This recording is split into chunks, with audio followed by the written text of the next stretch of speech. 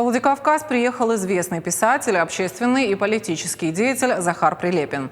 Он проведет в республике 2 дня. Программа насыщенная, запланированы встречи с писателями, актерами и молодежью. Из аэропорта Захар Прилепин сразу отправился в город ангелов, возложил цветы к древу скорби, посетил здание разрушенного спортзала.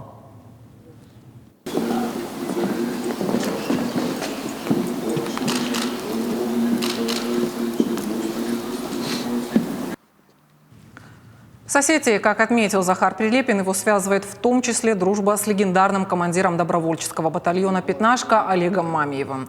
К могиле друга легли живые цветы.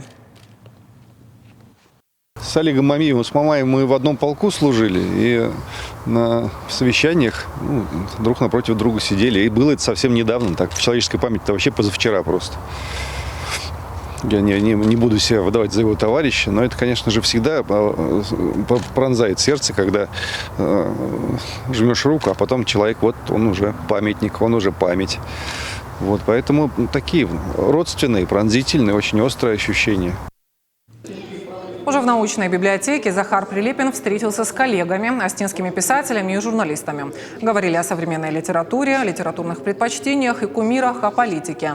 Захар Прилепин – поклонник творчества Гайто Газданова. Он примет участие в церемонии открытия мемориальной таблички писателю. Она висела на улице Гапу-Баева, но некоторое время назад ее пришлось снять для реставрационных работ.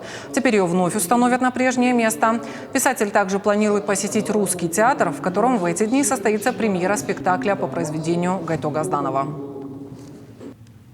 С 2005 года, получается, уже 15-16 лет, пишу книги, написал порядка 20 книг на самые разные темы. И, как Маяковский говорил, этим и знаменит.